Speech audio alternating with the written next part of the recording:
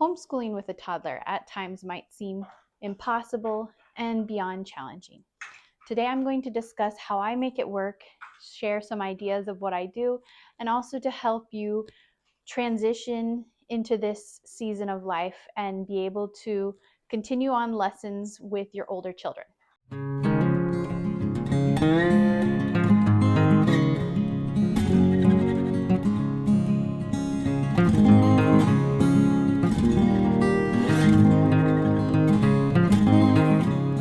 Hello and welcome back to my channel, Blessed with Motherhood. I'm so glad you're here. Today we're talking about one of the most requested videos and topics, how to homeschool with toddlers. And I know that most people can attest that you will survive this season. It is a very short season, although in the long run, it seems like it'll never end. In another video, I'll discuss homeschooling with a newborn.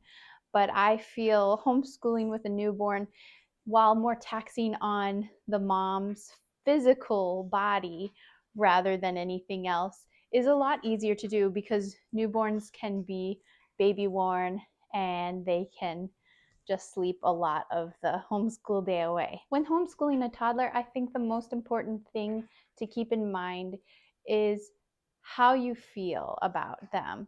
Homeschooling is an extension of parenting, but also homeschooling with a toddler is an extension of parenting and homeschooling as well. Even though you're not formally homeschooling that child, you still are homeschooling them. You're still their teacher, their mother. You will be teaching them, just instead of ABCs or math, you're teaching them how to kind of just adapt to the family's schedule and how to be patient or how to entertain themselves without getting into too much mischief. The first thing I like to do is set aside time specifically for that toddler. It helps them feel that no child is more important than the other because you do spend a lot of time with formal students or older students. You need to help and they can't do so much independent work. So you can set aside an allotted amount of time, maybe 10, 15 minutes, to just have them sit in your lap or sit next to you, whatever. If you have a bump like me, sometimes sitting in the lap is a little bit harder, but if they can sit in your lap and just kind of cuddle with you and read, play games, sing songs, just have something that they like doing. I always like reading 3 picture books with my toddler. They can be as long or as short as the time allows. Maybe you're running a little bit behind, but filling up their cup first in the beginning can make all the difference to making the homeschool lessons go much smoother. They're feeling that they're part of the family and they got to do their schoolwork or lessons. And so I feel that they are able to be a little more content playing by themselves once you do that for them. Second thing is to set realistic expectations. Toddlers, no matter how many things you give them, they have very short attention spans. So you're never going to get a whole homeschool lesson day done with one activity. There's going to be many things they're going to do. They are going to want to run around and move around a whole bunch, and that's completely normal. So setting realistic expectations for anything you give them will make you less frustrated as well as them. Here I'll share a bunch of activities that I like to prepare.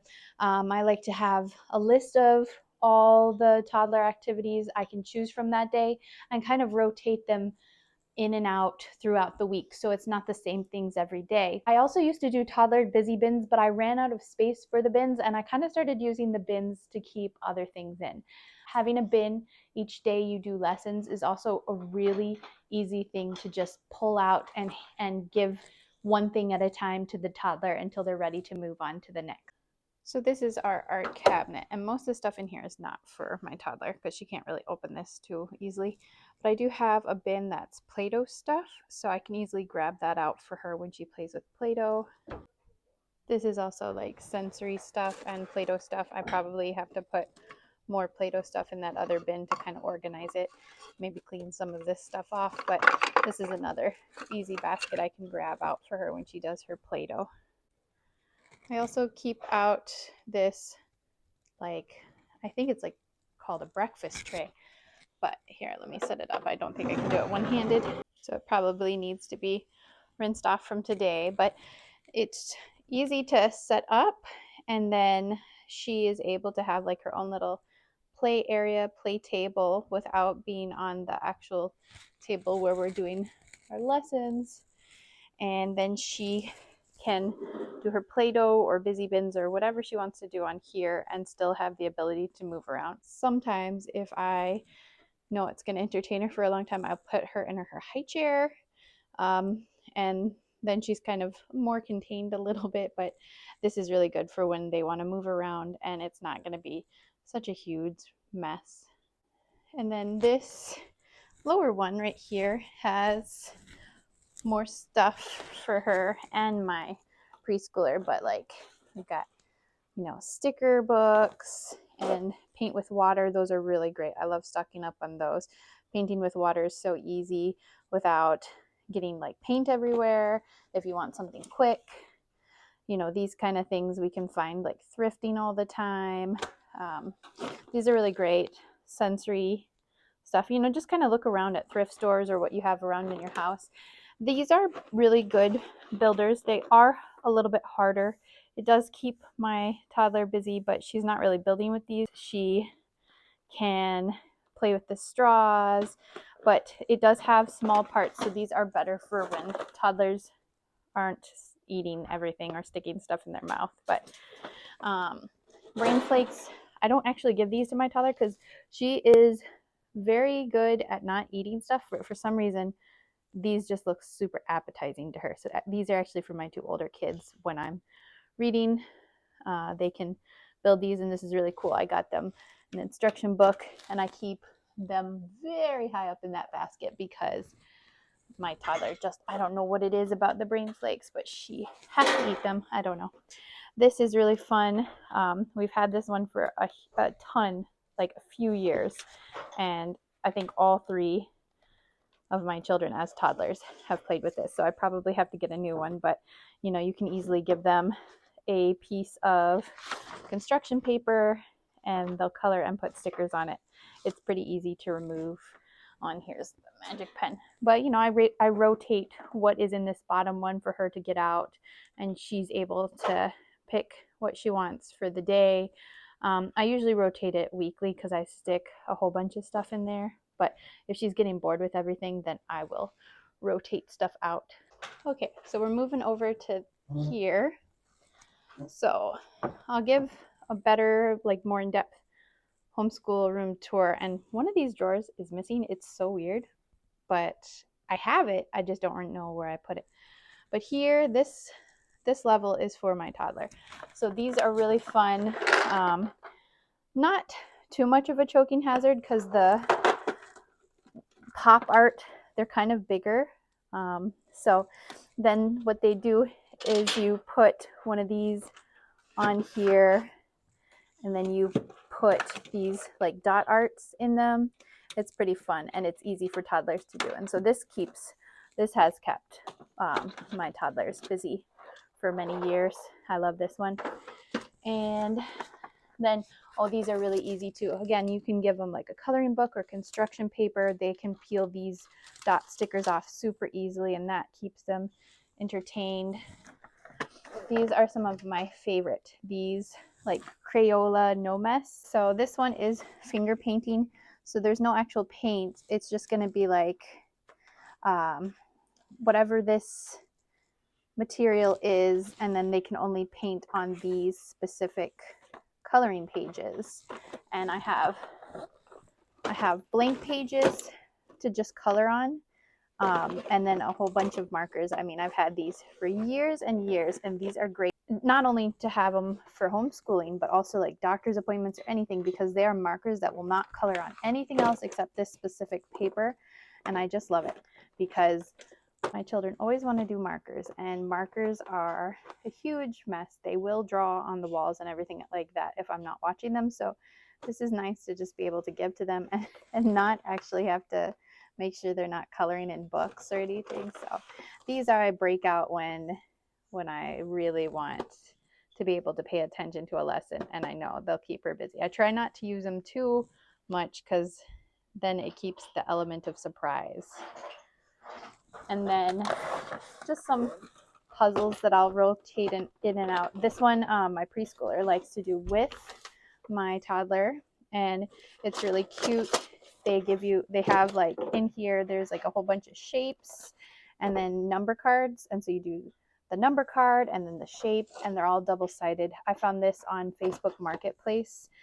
Just take a look at thrift stores and Marketplace. You don't really need to go out and buy a ton of stuff, or just check what's in your house. You know, I always find stuff like this in garage sales too, so just have a look around.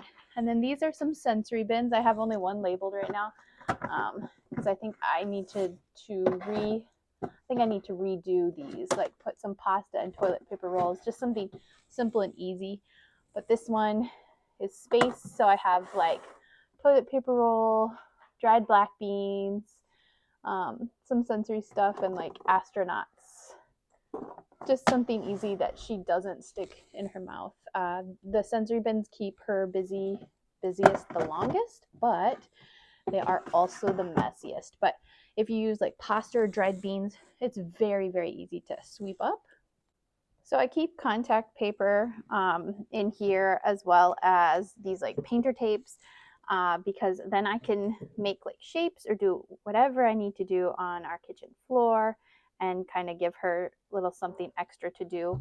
But then I can also tape up the contact paper, and I'll show you what I do with this, because this is also one of my favorite toddler activities. I've been using this for years, and it keeps the toddlers busy, and it's so much fun. So with your contact paper, you can take painter's tape, and you can tape it to like walls, but I really like taping it to like windows or our back door, really, because it's right by our table. And then you can cut up either some construction paper, but I really like cutting up tissue paper because it's a little bit more transparent, and it kind of has a cool effect when you tape it to the window, where you can kind of put it and it just kind of shines through. It's really pretty. So that keeps my toddler busy for a long time, and that's definitely one of my favorite tricks. And just kind of fill a basket up with a bunch of tissue paper and let them go crazy, and it lasts for a really long time. You know, eventually this will stop getting sticky because just like dust will just accumulate on it, but I usually keep it up for, oh boy, depends how many kids are playing with it too, because after lessons everybody wants to play with it as well. So here I usually have a big pile of coloring books. Looks like I'm gonna have to get some from our storage in the basement because it looks like it's getting used a lot, but usually it's pretty high. Construction paper, dot markers, that's great to pull out and give to my toddler when she's sitting in her high chair, because these will get put all over the place. I learned that the hard way with my other toddlers. So I'll usually give them construction paper or drawing paper, and then dot markers. These have lasted us for years, and they're really fun. Paint sticks are more for my older kids because they do get pretty messy, but sometimes I'll let my toddler use them, again, if she's in her chair. And then this is like, I found this at a thrift store for like 10 cents. This is all like scrapbook paper, and so that's fun to give her to have like toddler scissors. I have toddler scissors that she can practice with that don't really cut anything but paper. So, and there's just like a lot of craft stuff. So we have our felt here, and my toddler could cut some of that too, but I think you need a little bit sharper scissors, so that's more like for preschoolers.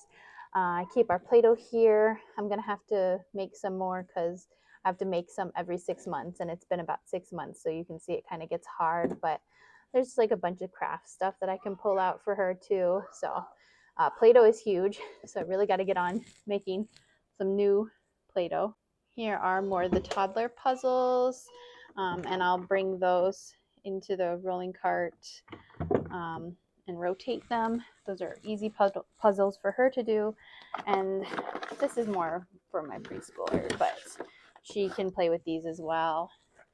And here's some more puzzles. Yeah, more preschool stuff here. Here's the big basket of crayons that is just easier for like everyone to color with at once. This is also really great Right now, my preschooler and my toddler share this. I'll probably get one for my toddler and maybe even my oldest because these are really nice. The paint does not come off so easily like you think it would. It's silicone, but acrylic paint is harder to wash off. Obviously, watercolor is easy, but these we've had for years. I give ones that have been used a lot to my toddler because she'll mix everything. So I like to, when I renew our watercolor supplies every summer, I will give these to my toddler. So right now, this is my toddler, and she is able to just kind of mix colors and go crazy. And I'll give her this, some construction paper or drawing paper. And then I've also got her like toddler paint brushes. Let's see. So these are really good. We've had these for years, and they're big and thick and easy for the toddlers to hold. So I'm able to give her that to paint with without getting too messy. Watercolor doesn't really get too messy and it doesn't stain clothes. So that's always really fun to give the toddlers. And another great idea is like leaving out a basket of books if they are past the ripping the book stage. I don't think we're 100% past it, but I'll probably really read my favorite ones with her versus let her have it. But if she's sitting right next to me, I can kind of stop the rips from getting too bad. But just giving board books too, you could fill a basket with just books that they would like to look at. So if your toddler is still in the choking hazard stage 2, now these might be a little bit choking hazard, but like a cow, you could take the ones, whatever you have that isn't choking hazards, and fill a baking tray with water, depending on if they are going to dump it, not too much, but I like to fill baking trays with water. That's what I do a lot. Yeah, it's a jar. And I will put like animals, and then I'll put like some measuring spoons in. If they aren't tasting the water, you can fill it with cornstarch, which makes it even more fun and like a very fun consistency. But in the early toddler days, when they're not content to just sleep or be baby worn anymore, this like it truly stands the test of time, is giving your toddler water. And you just have to have like a change of clothes stashed in the homeschool area, and this will keep them busy. They're so happy. Make the water a little warmer or a little colder depending on the season, and just like maybe even like bowls to pour in that basket. I think I have a bunch of bowls, but that's probably my favorite one because that one does work for all ages and stages. And then if you don't mind sensory stuff, you can keep sensory stuff in jars. I used to keep it on the shelves. We don't do it as much anymore, but then that's easy to just fill like a little baking tray with. And bigger pasta is less choking hazard. This is obviously choking hazard, but those are just some ideas for you when they're in the choking hazard stage. Another easy thing you can do with toddlers who are maybe older and visual, you can have maybe like a picture of things to choose from and let the toddler choose. I usually just have a list because otherwise I feel like my toddler specifically might choose everything in one day. So I like to have a list, and you can rotate a list if you wanted to do that picture list so that they couldn't choose everything all in one day as well. The thing to keep in mind is homeschooling is very flexible. So even though you're never going to be able to entertain them the whole lesson without them at least needing you at some point, you're able to be flexible. So a lot of the times, if there is a lesson and my toddler is just not having a great day of independently playing, even if she's right next to me, a lot of distraction, I will save those lessons for nap time or even in the evening for bedtime if it's just not able to get done, because sometimes you can't rely on nap time either.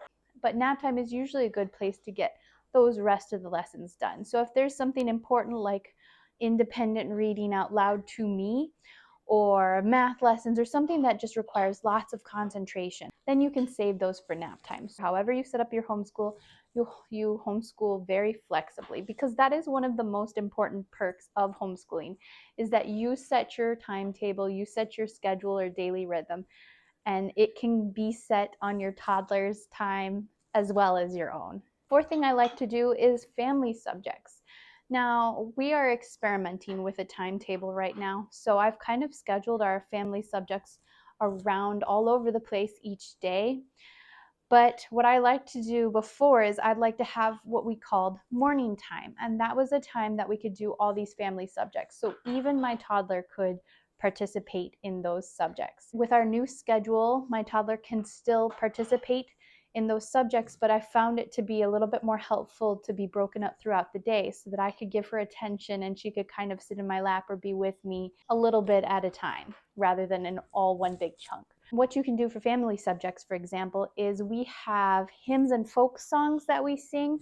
My toddler is always welcome to join, be in my lap, and just is encouraged to sing whatever during that time as well, as long as she's not over singing everybody else. But she usually tries to sing the hymn or the folk songs too if she knows it. Another family subject is if we are doing free reads, she is welcome to join us while my bigger kids are playing with blocks or doing their handicraft or anything. She's able to be with them, kind of playing next to them, as long as everybody kind of is keeping quiet so that they can hear me read.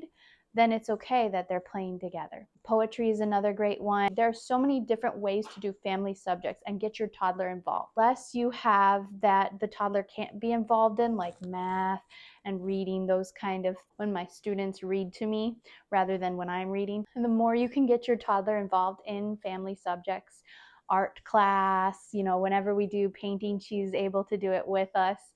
That is a great burden off how much you have to keep your toddler distracted versus how much they can be included with you. So family subjects are a great way to get your toddler involved and a little less pressure off for you. So we've gone over a bunch of ideas for the toddler. Sensory bins, easy crafts. If you don't want to pick up a bunch of mess, that is very understandable. Sometimes I do trade a messier play, like a sensory bin or a craft, for that extra time that I know will keep her busier longer. Trade the mess or a little bit extra mess to clean up in your day for that peaceful, calm, quiet time, then it is definitely worth it. You have around the house, you can gather them up and are able to put them in one area. Sticker books, dot markers, so many things around our house that if you take the time to find them and gather them up in one area, it makes it so much easier to be able to hand those to your toddlers during lessons. Multitasking strategies. So while you lay stuff out for your toddler, to help homeschooling go a little bit smoother, you can have stuff at the ready. But having stuff at her level that she can pick and get into a little bit is also very helpful. It's nice to have a variety of things that I can choose from to hand to my toddler, so that I don't have to pause lessons very much.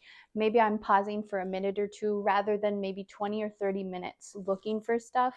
This has been something that has happened in the past when I first had a toddler that I was homeschooling. I would have to pause lessons for quite some time looking for something specific.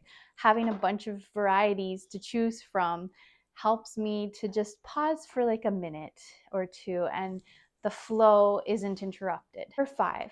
Just like with filling up your toddler's cup first, if you can allot any amount of time to go outside, that is also a very highly recommended strategy.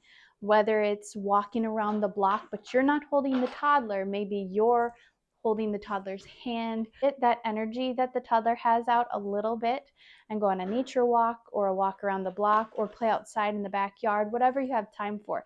If you are able to do that first as well, that kind of helps everything be settled and a little more calmer energy. I find that when I can do that, go on our morning walk first thing, then everybody, even my older kids, are just a little more ready to sit down and do our lesson. Some things to keep in mind. There are just going to be some days things will not go as planned and you will not get all your lessons done. Even if you didn't have a toddler or even if the toddler was being perfectly reasonable in negotiating all the activities you give him or her, this is going to happen. It just happens in homeschool. Sometimes somebody's not feeling great. Sometimes it's just not, it's just one of those days where things won't go as planned. So be prepared for that. Don't feel too bad if those things happen. We like to school Monday through Thursday and have a Friday as not only our adventure day and our fun day, but also a time to catch up. You are also able to catch up on evenings and Saturdays and Sundays, or whatever you want. You are able to catch up. So you don't need to have things done at this precise time every single day. Once you embrace how flexible homeschooling is, even when things aren't going as planned, it's just a huge burden and a weight lifted off your shoulder. Take some time getting used to homeschooling with a toddler. I feel like I always struggle in the very beginning with each new toddler, and then I get into a good rhythm and they get into a good rhythm. They get used to how our day is and what's kind of expected. Habit training of not only physically of the mind but also of the heart. And I feel that you will get into a good rhythm eventually and things will get easier. Just remember to be patient and flexible. Those are your biggest keys to success. Homeschooling with a toddler might seem very hard at times, but you can do it. If weather permitting, you can take your lessons outside more. I like to do that in nicer weather. Winter is very difficult, but in warm spring days or summer or autumn, I am able to homeschool in the backyard, and my toddler can play till her heart's content. To bust out the water table when the weather's nice. There's so many options for homeschooling outside with your lessons. Another thing you can do is you can have older children help you. If you have multiple students, you can have them switch off who's playing with the toddler. I like to have my preschooler and toddler play for the subjects that are harder to see if I can get those done a little bit easier so I don't have to always do them during nap time. But older children are able to help as well, especially when you're working with a child one-on-one. If you only have one other student and a toddler, it does get a little bit trickier to do this. I hope you found this video very helpful, and I just want to encourage you that it is tough and it is hard, but this is a part of homeschooling, and you are homeschooling that toddler, even if it's not formally. So you're doing a great job just trying. If you found these tips and strategies helpful and encouraging, then please go ahead and give this video a like. And as always, please subscribe for more if you like my content. I'd love to hear from you as well, whether you have a toddler currently or you've had one in the past or are getting ready to have a toddler in your homeschool. Share your best tips because I know we can always use a little more encouragement and a little more ideas. Thank you so much for watching, and I hope you enjoyed this video.